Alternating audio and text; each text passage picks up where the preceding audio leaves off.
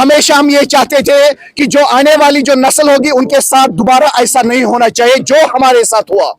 LG Manoj Sinha साहब, आपने हमारे दिल जीते, आप हमारे दिल में बसते हैं और आगे भी हमारे साथ आपको जस्टिस देना है। हमें सिंपली नौकरी चाहिए, वी वांट जस्टिस। आप सबको ये चीज पता होगा, हमने एक बार नहीं 3 बार इसमें एग्जाम दिया। 2014 में भी एक बार, उस वक्त भी घोटाला। 2018 में भी दूसरी बार, उस वक्त भी घोटाला। हम एलजी साहब के बहुत ज्यादा शुक्रगुजार हैं क्योंकि उसने एक कंक्रीट, एक सिमेंटाइज्ड स्टेप लिया जिसमें 103 कैंडिडेटों को टर्मिनेट किया गया। और इस टर्मिनेशन के पीछे एक बड़ा कारण है क्योंकि उनकी सिलेक्शन फेयर तरीके से नहीं हुई थी। हमेशा हम ये चाहते थे कि जो आने वाली जो नस्ल होगी उनके साथ दोबारा ऐसा नहीं होना चाहिए जो हमारे साथ हुआ। हमारा जो ये संघर्ष था उसके पीछे एक बड़ा कारण है। हम एलजी साहब के बहुत ज्यादा शुक्रगुजार हैं क्योंकि उसने एक कंक्रीट, एक सिमेंटाइज्ड स्टेप लिया जिसमें 103 कैंडिडेटों को टर्मिनेट किया गया। और इस टर्मिनेशन के पीछे एक बड़ा कारण है क्योंकि उनकी सिलेक्शन फेयर तरीके से नहीं हुई थी। उनके OMR शीट्स में टेम्परिंग की गई थी। उसमें बहुत सारे ऐसे कैंडिडेट्स हैं जिन्होंने फॉर्म ही सबमिट नहीं किए थे। मगर जो कंपनी है रिक्रूटमेंट कर रही थी, वो कंपनी को सर एक्चुअली उस कंपनी का जिसने ये रिक्रूटमेंट अंजाम दिया उस कंपनी का नाम था LMES।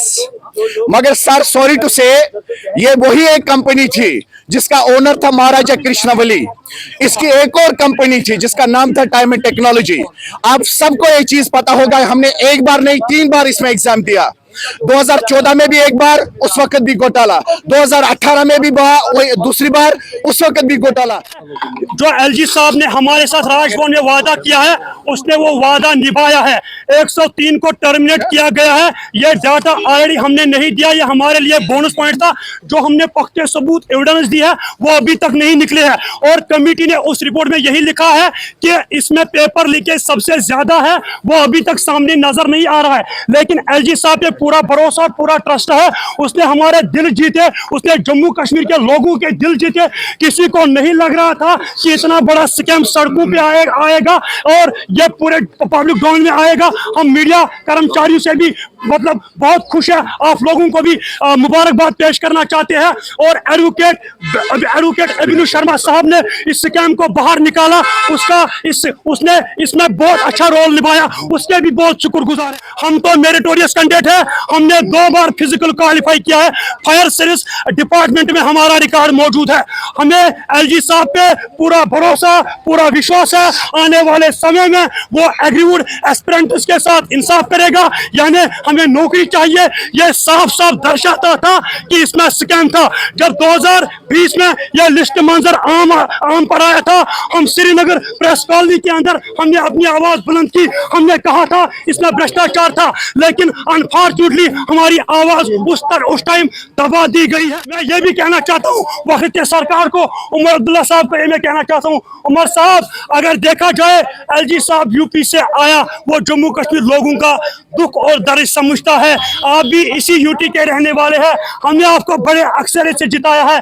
सेंटर ने आपको असेंबली दी, असेंबली आपको इसीलिए दी गई अगर जम्मू कश्मीर में कोई परेशानी लोगों के साथ हो गई या नौजवानों के साथ। उमर साहब सॉरी टू से आपने असेंबली में एक बात रेज की, आपने एमएलयू की सैलरी 1.5 लाख से 3 लाख किया। हम लोग तो मर रहे, आपने हमारी आवाज असेंबली से नहीं उठाई है। उमर साहब मेहरबानी कीजिए, आप भी इसमें हाथ डालिए, हमारे साथ इंसाफ कीजिए।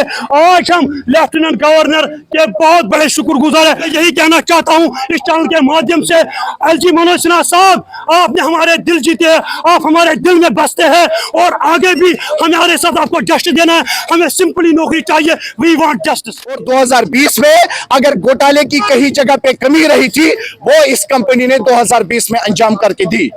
और इसमें सिलेक्शन लिस्ट की तरफ अगर देखा जाता है तो सिलेक्शन लिस्ट इटसेल्फ एक एविडेंस है कि इसमें घोटाला है। 23 फैमिलीज में से 150 कैंडिडेट को सिलेक्ट किया जाता है।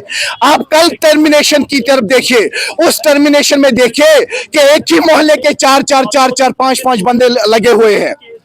बसूरत अगर वो भाई नहीं है, बसूरत अगर वो कजन्स नहीं है, मगर एक ही मोहल्ले में पेपर भेजा गया था। उनकी सिफारिश इतनी डिपार्टमेंट के साथ थी कि मोहल्ले में पेपर भेजा गया। सर जो एक कल सामने आया, 103 कैंडिडेट्स का टर्मिनेशन सामने आया, इसके ऊपर हमें नजर ही नहीं थी। हमारी नजर फैमिली स्कैम पे थी, हमारी नजर बैंक ट्रांजैक्शन पे थी, हमारी ट्रांजैक्शन डायनास्टिकल सिलेक्शन पे थी, हमारी नजर डिपार्टमेंट के उन चापलूसों पे थी जिनको गवर्नमेंट ने सस्पेंशन में डाला। बट एक एलजी साहब ने एक वो क्या बोलते हैं ना, एक जिंदा दिली का वो दर्द दिखाया हमारे साथ कि 103 कैंडिडेटों का टर्मिशन इसने सामने लाया। मगर इसके साथ साथ हम आपके चैनल के वसादत से हम एलजी साहब को बोलना चाहते हैं, एलजी साहब अभी हम जो हमारा फाइनल टारगेट है वो हमने अभी अचीव नहीं किया। अभी हमने बहुत सारे एविडेंस आपके सामने रखे हैं, उनके ऊपर कार्रवाई है और हमारे पूरा भरोसा है आपके ऊपर कि उसको निकालने में आप कोई कसर नहीं छोड़ेंगे। अभी एविडेंस का बोशार्ड जो हमने दिया है वो भी बाकी है, उसके ऊपर इन्वेस्टिगेशन चल रही है, एसीबी उसको टेस्टिफिकेशन में ला रही है और आने वाले वक्त में आप मीडिया वालों को भी और सब जहां की जो यूथ है, यहाँ की जनता है, उसको पता चलेगा कि किस वक्त में किसके साथ बड़ा घोटाला हुआ था।